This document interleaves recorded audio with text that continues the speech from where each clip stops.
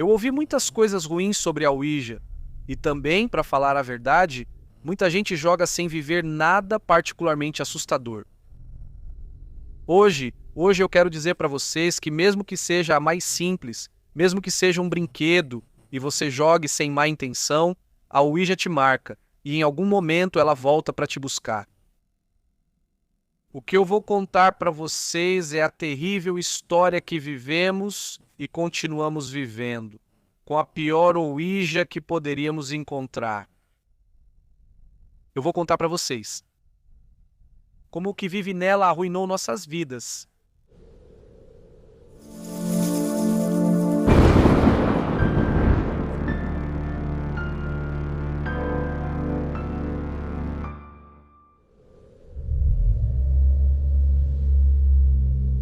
Não vou demorar muito para apresentar a próxima história à comunidade.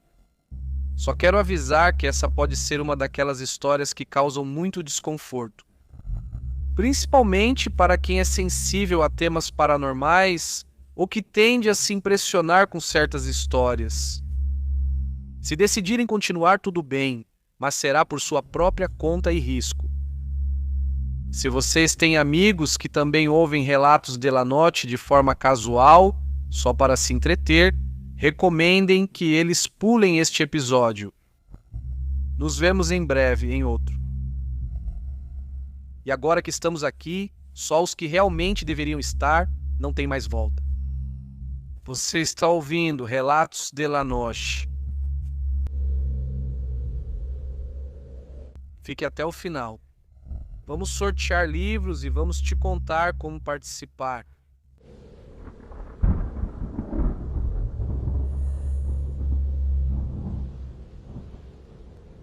Gosto de saber que essa história vai ser ouvida pela comunidade Relatos de la Noche.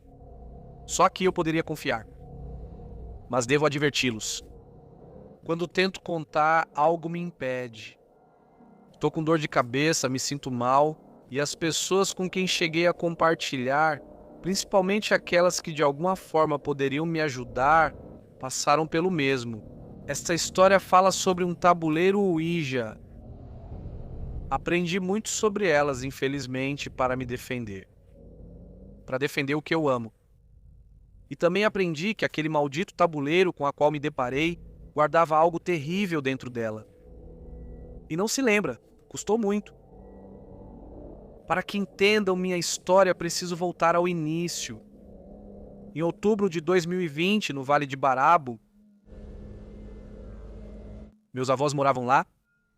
Eles tiveram uma vida confortável. Quando meu avô se aposentou e deixou o negócio para meu pai e o tio Armando, vendeu a casa na cidade do México, onde crescemos. Vendeu um apartamento em Polanco e, com suas economias, comprou uma casa em Vale. É uma cidade linda, cercada por montanhas, a pouco mais de 2 horas da cidade do México. A casa que ele comprou pertencia a um amigo dele, e lá eles tinham passado inúmeros fins de semana e algumas férias. Eu também. Meus avós sempre sonharam em ter uma casa assim. Então, quando souberam que ela estava à venda, justamente aquela, decidiram que ali seria onde passariam seus últimos anos. Mas nunca imaginaram que seriam tão poucos, que o sonho seria tão curto. Eles compraram a casa no início de 2019, então, quando a pandemia chegou, aquele era o lugar perfeito para passar esse período longe de tudo e em segurança, já que os dois sempre tiveram problemas de saúde e hipertensão. O resto da família tinha muito medo de que eles pudessem se contagiar, mas ao mesmo tempo sentíamos uma certa tranquilidade por saber que estavam tão isolados. Os únicos que os viam a cada 2 semanas eram meu tio Armando e Kate, sua esposa, que levavam mantimentos para eles. Medicamentos e tudo o necessário para que não saíssem. Mas em outubro ligaram para todos nós. Eles estavam ficando muito mal emocionalmente, pois já não viam mais ninguém. Eles se sentiam fracos, sentiam nossa falta, e mesmo sabendo que não queríamos visitá-los para não expô-los, eles nos propuseram passar algumas semanas lá. Eles sabiam que nós nos cuidávamos muito, que todos, exceto meu pai, praticamente estávamos trancados, sentados em casa o tempo todo. Era muito improvável que estivéssemos doentes, mas além disso, eles nos dariam a oportunidade de ficar em um lado da casa até que passassem 2 dias e já nos sentíssemos confiantes para ir vê-los e abraçá-los. Praticamente iríamos e ficaríamos de quarentena lá em um lugar da casa antes de conviver com eles. E só assim aceitamos. Acho que muitos de nós que tínhamos avós na pandemia vamos nos identificar com isso. Contaminá-los era um dos medos horríveis com os quais todos tínhamos que conviver. Então nos preparamos, pegamos tudo e fomos para lá. A casa era tão grande que podíamos viver confortavelmente sem encontrar meus avós, que ficariam trancados nesses 2 dias no quarto deles, separado do resto por um longo corredor. Seriam meus avós, minha mãe, meu pai e eu, e do outro lado da família meu tio Armando, sua esposa Cate e minha prima Mariela. Mariela tinha a minha idade, mas se afastou muito de todos desde a morte da mãe dela, da minha tia Mari. E, para falar a verdade, todos nós ficamos um pouco bravos com meu tio, porque antes de completar 1 ano de viúvo, ele já estava se casando de novo. Além disso, havia algo muito estranho com a esposa dele, Cate. Em muitos aspectos, parecia que ela tentava se passar pela minha tia Mari, que Deus a tenha, como se realmente quisesse ocupar o lugar dela. E não era questão de ser gentil, de querer se aproximar da gente. Uma vez, por exemplo, minha mãe e eu ficamos muito incomodados, porque ela fez uma piada interna que tínhamos entre nós e minha tia Mari. E eu não sei como ela ficou sabendo disso. Enfim, conviver com ela seria o de menos se pudéssemos ficar junto dos meus avós. Eu queria muito conviver com minha prima e saber como ela estava, pois ela tinha apagado todas as redes sociais e eu não sabia mais nada dela. Lembro muito bem, e não sei se isso tem a ver, de um sonho que tive na noite antes de ir para a casa dos meus avós. Eu estava lá na casa dos meus avós, mas parecia diferente. Ela estava velha, descuidada. Lá dentro tudo fedia. Parecia abandonada há anos. Eu procurava meus avós por toda parte, mas eles não estavam lá. E então uma senhora muito feia aparecia em um corredor e me apontava para a janela. Eu perguntava onde estavam meus avós, quem era ela e o que fazia ali, e sem dizer uma palavra, ela voltava a apontar para fora. Eu finalmente olhava para fora e lá fora havia muitos mortos ao redor da casa. Dava para ver suas roupas horríveis, velhas, como se tivessem acabado de sair das tumbas. Ao fundo, eu via meus avós caminhando, se afastando, mas eu não tinha coragem de sair porque todos os mortos pareciam olhar para casa e pouco a pouco começavam a avançar.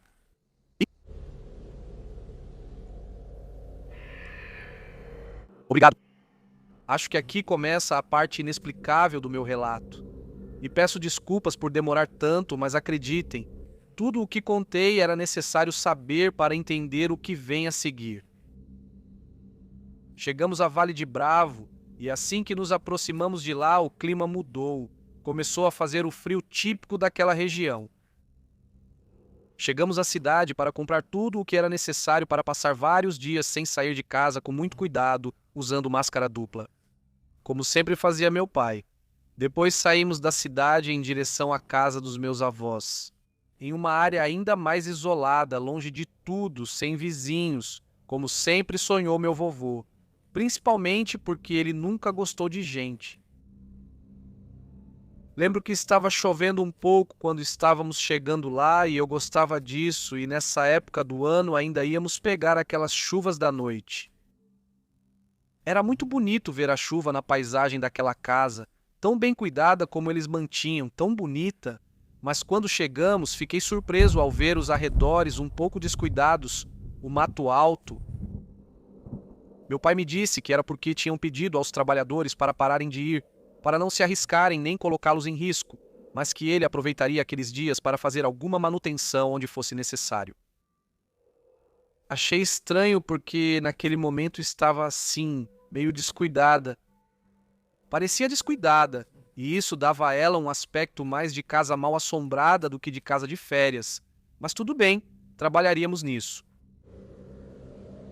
Vi a caminhonete do meu tio parada. Eles já tinham chegado. Descemos e lá estavam comendo meu tio Armando e Cate. Nós os cumprimentamos. Depois fomos cumprimentar meus avós que estavam na porta do quarto deles. Estávamos a vários metros de distância deles em toda a extensão do corredor. E embora eu saiba que todos queríamos nos abraçar, sentimos que era mais seguro esperar um pouco, tomar banho, trocar de roupa. Não sei, acho que muita gente vai entender o quão paranoicos éramos nesses dias de pandemia, principalmente com nossos idosos. Depois voltamos com meu tio. Kate tinha aquele riso tão gentil que sempre me deixava desconfortável, como se não fosse sincera. Perguntei para ela sobre minha prima Mariela e ela disse: "As meninas estão explorando a floresta." As meninas? Perguntei. E meu tio me disse que Maíra, sobrinha de Kate, estava ficando com eles. Também a levaram para passar essas semanas com os avós, que ficaria bem em mim. Fez muito bem para Mariela estar com eles. Agora eram inseparáveis. E então, bem, pensei, eu queria ver a Mariela, mas se ela estava melhor, isso também me deixaria feliz.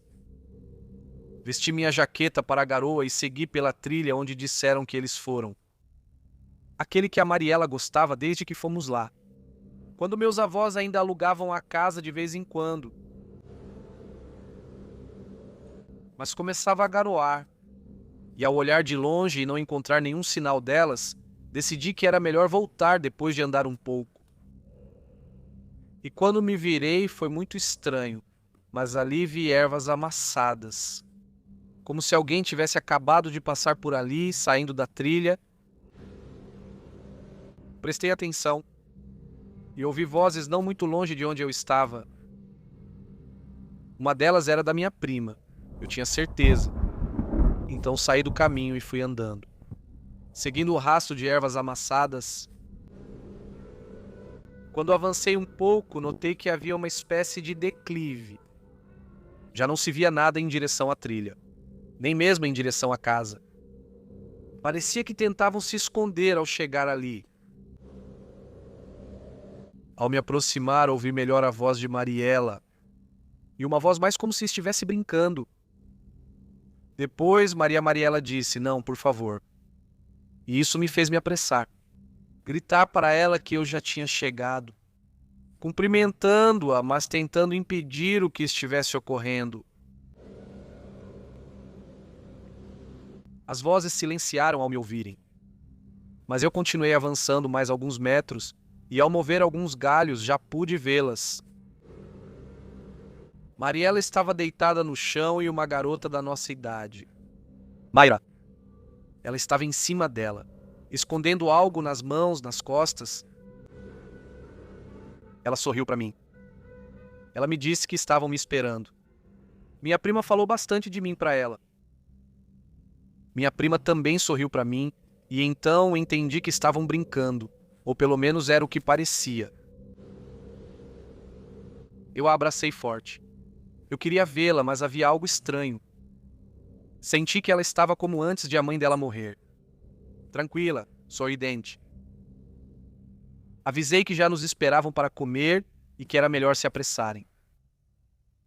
Meu plano era ficar com elas um tempo, mas não sei. Teve algo na Maíra de que eu não gostei. Então preferi ir na frente. Eu estava com muita vontade de sair daquela floresta, de voltar para casa. Fiquei pensando na Maíra. Magra, muito branca, com olheiras escuras bem marcadas, quase como manchas. Cabelo preto muito bonito e liso, nariz grande. Parecia quase uma garota do Oriente Médio ou algo assim. Ela era bonita, mas de um jeito estranho. Pelo menos para mim. Ela me dava um pouco de medo. Ao chegarem em casa, cumprimentaram meus pais naturalmente e começamos a comer. Os avós comiam em uma pequena sala de jantar próxima ao quarto. Era estranho estarmos juntos, mas ao mesmo tempo não. Ainda assim, queríamos cuidar deles. Era o mínimo que podíamos fazer. No almoço, me informaram onde eu dormiria. Eu não ia dividir o quarto com Mariela. Ela iria dormir com Maíra. Então eu teria um quarto só para mim. Isso me agradou, mas ao mesmo tempo me deixou triste. Mas eu teria que dormir no sótão, no lugar com a melhor vista da casa, de onde dava para ver a floresta e o lago ao longe. E isso eu realmente gostava. Após comer, Maíra se aproximou de mim. Ela me olhou sem dizer nada. Foi uma pausa muito longa, longa demais, que me incomodou.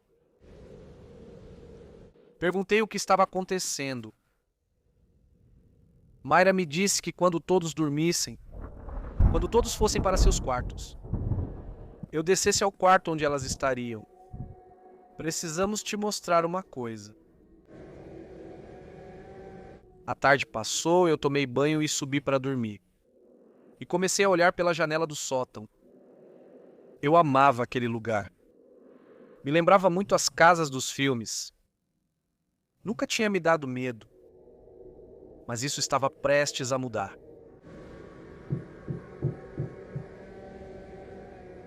Ouvi baterem na porta. Eram Maíra e Mariela. Me perguntaram se eu estava pronto, mas não entendi. Mariela perguntou se Maíra não tinha me contado o que faríamos. Respondi que não. Que só me disse que iam me mostrar algo. Não. Isso vai mudar a sua vida, disse Mariela. Ela me pegou pela mão e, sem me dar tempo de responder, me tirou do quarto. Mas Maíra a deteve. Não. Aqui. Vamos fazer isso aqui. Está mais longe do seu pai. Ao dizer isso, ela se afastou pelas escadas escuras. Eu voltei para o meu quarto com Mariela, tentando conversar com ela, mas ela não me respondeu nada. Foi como se ela se bloqueasse, como se a felicidade dela se apagasse quando Maíra não estava. Ela voltou com um quadro enrolado em um pano preto, entrou no meu quarto e me pediu para trancar a porta. Ela me disse que eu não podia contar a ninguém o que ela estava prestes a me mostrar. Respondi que tudo bem. Ela me fez curá-lo, e eu disse de novo que sim. Acho que Maíra percebeu que falei isso levianamente. Jura, por uma vida que te importe. O quê? Eu não soube o que dizer porque não ia contar para ninguém. Eu não me importava com o que eles tinham. Mas, mesmo não acreditando muito nessas coisas, eu não queria jurar algo assim. Perguntei por quem eu tinha que jurar. Ele disse que era só eu falar. Eu juro por uma vida que me importe. Eu disse que sim quando eu disse. Naquele instante, ele segurou minha mão. Ele descobriu o que eu trazia naqueles panos. Era uma tábua Ouija.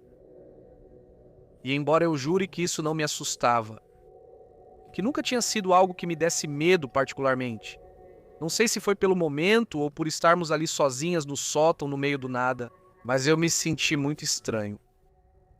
Senti como se tivesse mostrado algo com o qual eu realmente podia me comunicar com os mortos.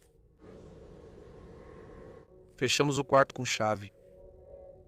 Devo confessar que a tábua era tão estranha, que parecia tão velha, tão única, que eu até me senti intrigado. E Maíra me contou toda a história. Tanto a mãe dela quanto a tia Cat, a esposa do pai da Mariela. Elas tinham grande interesse no ocultismo, a ponto de comprar vários objetos importantes, todos guardados cuidadosamente em um quarto da casa. Eu sabia que Cat era de uma família rica, estranha, mas rica.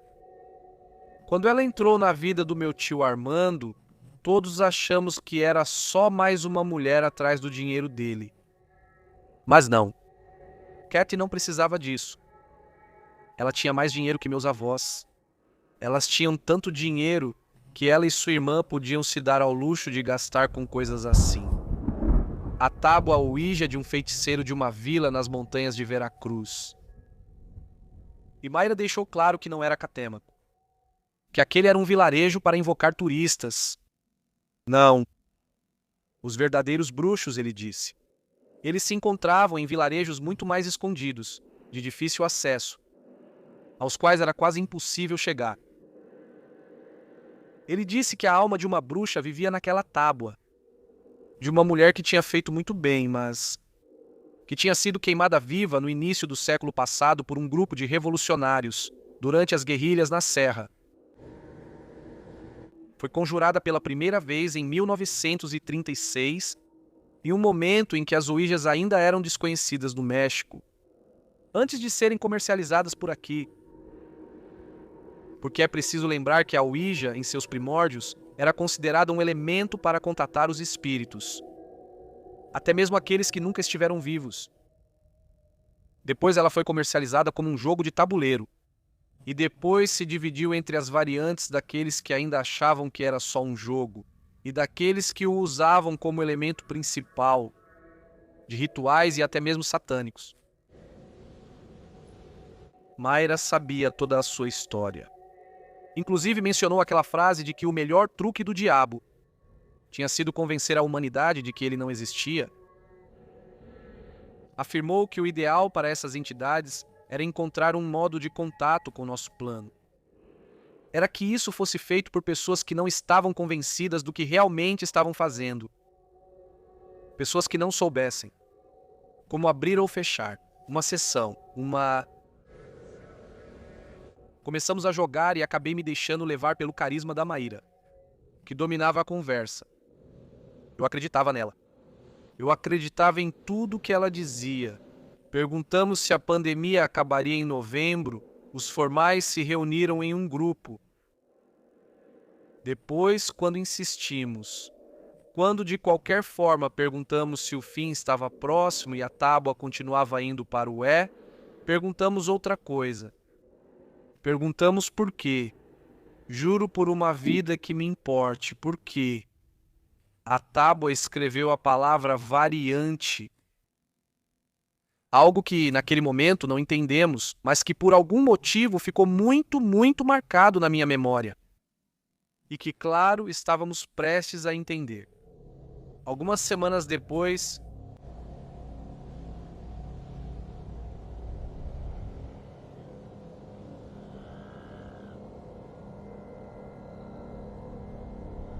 as perguntas continuaram, ficaram ainda mais importantes. Perguntamos no final, quando estávamos cansadas, se teríamos vidas longas e felizes, se conseguiríamos realizar nossos sonhos. A tábua respondeu que não. E antes que pudéssemos fazer outra pergunta, continuou com a frase seguinte: com a minha ajuda, sim. Acho que até aquele momento senti que estávamos conversando com alguém, e não com uma coisa, não com um tabuleiro. E é sério, eu coloco minha mão no fogo. O ponteiro estava se movendo sozinho, claramente, sem nenhum esforço de nenhuma de nós três que tínhamos um dedo sobre ele e nem sequer pressionando. Por isso me atrevi a perguntar: quem é você? Com quem estamos falando? O tabuleiro respondeu que nós já sabíamos. Eu disse que eu não sabia de nada que nos dissesse. E então respondeu: foi a Mayra quem te disse. Ou seja, entendemos que Maíra estava certa, que o que ela tinha nos contado era verdade. E perguntei se ela era a bruxa que morava no tabuleiro, e antes que eu pudesse terminar a pergunta de verdade, o ponteiro se moveu violentamente para o sim. Eu fiquei assustado. Vi a Mayra mais pálida do que ela já era. Enquanto nós duas demos um passo para trás, minha prima Mariela se ajoelhou na frente do tabuleiro, colocou as duas mãos no ponteiro e perguntou: você pode me ajudar a falar com a minha mãe? O quê? O tabuleiro não disse nada. Mariela tentava mover o cursor, Eu vi que Mariela tentava empurrar o cursor para o sim, como se dar aquele empurrão fosse marcar a resposta que ela estava procurando. Eu a vi triste. Eu a abracei. Mayra também se aproximou. Estávamos prestes a terminar o jogo quando algo me fez olhar para a tábua. O cursor tinha ficado no meio. E eu vi como ele estava se movendo sozinho, sem que ninguém tocasse, e falei para eles olharem. O cursor foi para o sim, sem que ninguém sequer tivesse tocado. Mayra disse que isso era demais, que isso não deveria acontecer, que ela ligaria para a mãe dela de manhã para perguntar. Embora estivéssemos fazendo tudo de acordo com o ritual, embora soubesse abrir e fechar, que ela se movesse sozinha, sem nenhum contato nosso, era demais. Não deveria ser assim. Isso não era para estar acontecendo. Mariela se aproximou novamente do tabuleiro e disse para Maíra que não. Ela disse, muito irritada, que ia continuar jogando. Ela cravou o olhar nela e disse: "Você me deve essa." "Você sabe por quê, Maíra?" "Você me deve isso." Levantei para sair, mas Maíra disse que não podia ir. Tudo o que acontecia era por causa do estresse. Senão, não haveria mais respostas. E embora cada fibra do meu corpo me dissesse que aquilo estava errado, que eu não deveria estar ali, eu não podia fazer isso com a Mariela. Se eu me colocasse no lugar dela, não. Não, eu não suportaria que não me ajudassem. Então, por ela, pela minha prima, eu fiquei. Quando voltamos ao jogo, de repente, algo me fez pedir para que ficassem em silêncio.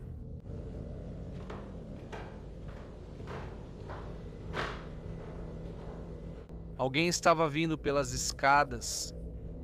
Subiu lentamente até chegar à porta do sótão. Ficamos em silêncio. Tinha alguém ali atrás. Estávamos seguras. "Vocês estão acordadas?" A voz do meu pai me assustou. Por que diabos ele tinha subido? Respondi que sim, sem abrir a porta, que ainda estávamos ocupadas. Ele quis saber o que fazíamos. Ele disse que já devíamos estar dormindo. Eu disse a ele que estávamos falando de coisas pessoais, coisas de garotas. E ele disse para não demorarmos muito mais, por favor. Que os avós podiam sair e andar pela casa à noite, e para pegar água ou algo assim. Que se quiséssemos que eles permanecessem isolados, nós também não podíamos ficar andando por aí. Mayra disse que logo terminaríamos, que logo iríamos dormir. Meu pai não respondeu. Ele só desceu as escadas. Eu sei que quando ele não responde é porque está bravo, mas naquele momento, levar uma bronca de manhã era a última das minhas preocupações. Eles perguntaram para a Ouija sobre minha tia, sobre a mãe da Mariela. Ela respondeu vagamente, em frases estranhas. Coisas que a gente não entendia, palavras desconexas. Então eu perguntei para ela: "Pode chamar minha tia aqui?" A tábua Ouija respondeu o seguinte: "Deixe-nos entrar, deixe-nos entrar, deixe-nos entrar." Ele disse isso 3 vezes. Mayra perguntou como. A resposta foi vela. Frente. Espelho. A noite toda. Depois ele escreveu de novo mais 3 vezes. Mayra disse para Mariela que isso já era demais, que elas não podiam fazer, que ela não sabia se o que apareceria no espelho seria sua mãe, e Mariela, embora estivesse triste, aceitou. Isso dava medo até em mim, a mais cética da família. Começamos a encerrar a sessão. Mayra iniciou o ritual que disse conhecer bem.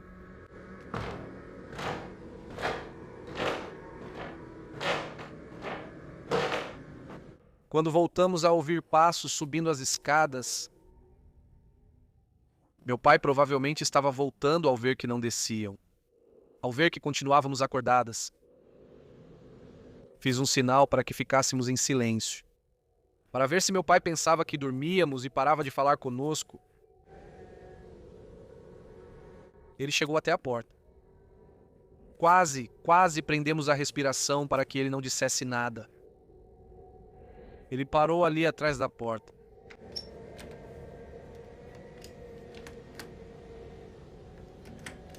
Tentou abrir bem devagar. Já vamos, pai, já vamos dormir. Tentava abrir de novo. Repeti que já estávamos indo e que não entrasse. Ela ia me matar se nos visse brincando com o tabuleiro Ouija, mas continuava tentando abrir. Mariela disse que já iam descer, mas continuava na porta, ela não ia embora. Levantei e abri para avisar que já estava bom. Que entrar desse jeito violava minha privacidade, mas...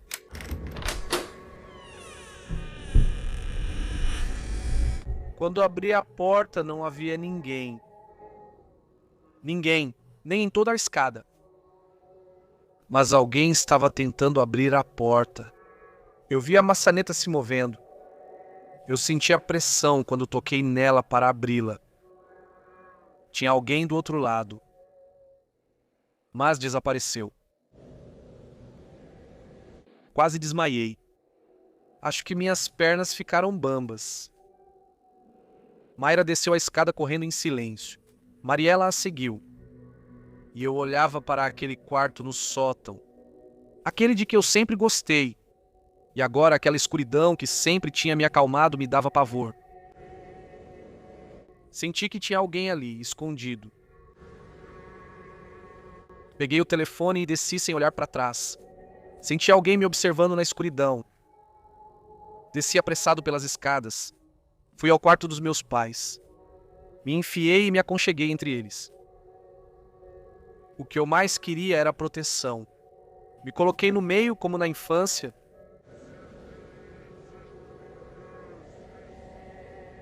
Minha mãe me acordou.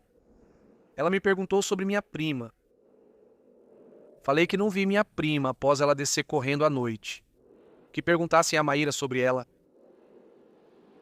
Ela me disse que Maíra realmente estava lá. Mas Mariela não amanheceu na sua cama, que não a achavam em nenhum lugar. Enquanto ele me dizia isso, eu lembrava do que estava sonhando. Eu escrevi nas notas do meu celular para não esquecer, mas sonhei que estava lá na casa dos meus avós. No sótão. Que eu olhava pela janela e havia mortos. Como no sonho que tive antes de ir. Mortos parados ao redor da casa e que a mesma mulher feia lhes dizia como entrar. E ela apontava uma janela aberta. E todos se aproximavam e entravam por essa janela, e eu os ouvia lá embaixo, mexendo em todas as coisas dos avós. E ali, acordado, agora eu ouvia o movimento dos meus tios na casa, buscando Mariela por toda parte. E bateram na minha porta. Era a Maíra. Ela disse que algo ruim tinha acontecido. Perguntei o motivo e ela respondeu que iam matá-la. Que o tabuleiro era muito mais importante do que eu pensava. Que ela não tinha nos contado toda a verdade.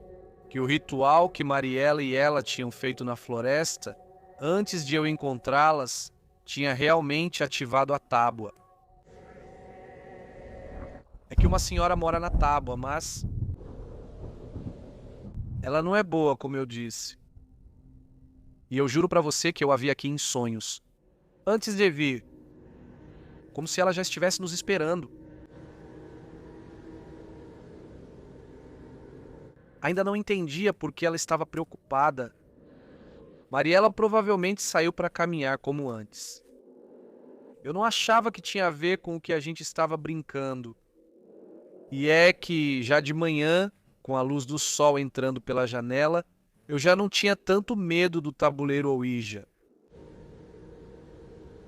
Então Maíra me pediu para acompanhá-la, por favor.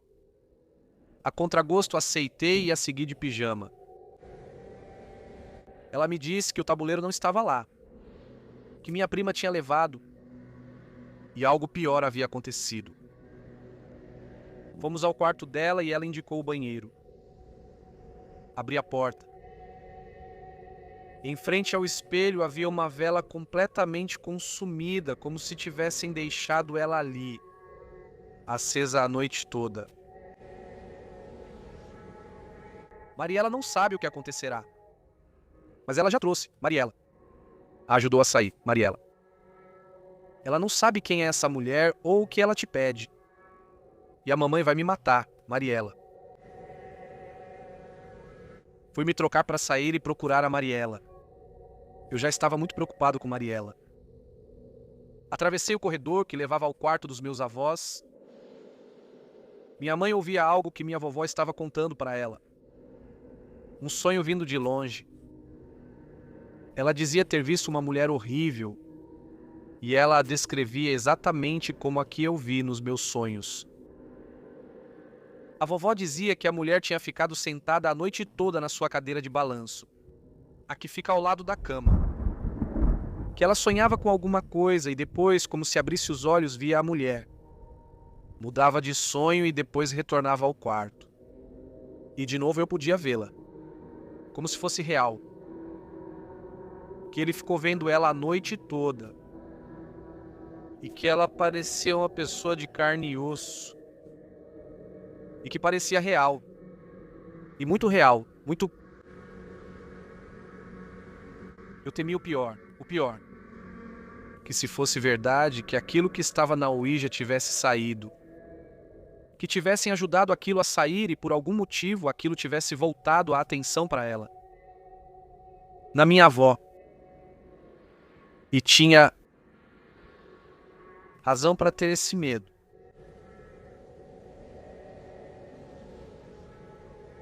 Essa história continuará no próximo episódio.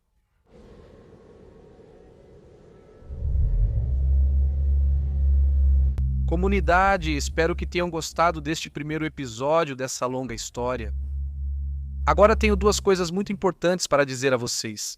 A primeira, como eu anunciei no começo. Há 5 livros para sortear neste episódio. Vamos sortear 5 em cada episódio desta saga até o final dela, onde anunciaremos todos os vencedores. A única coisa que vocês precisam fazer para participar é comentar aqui embaixo qual é a sua saga favorita. De todos os relatos de la noche. Qual é a que vocês mais gostam? Só isso. Comentem sua saga favorita e já estarão participando. Já foram entregues, me parece, todos os livros pendentes, exceto os da Argentina, que já voltaram pra gente de novo. Mas eles vão chegar. Pessoas com o livro pendente por aí, eles vão chegar, nem que eu mesmo tenha que levar.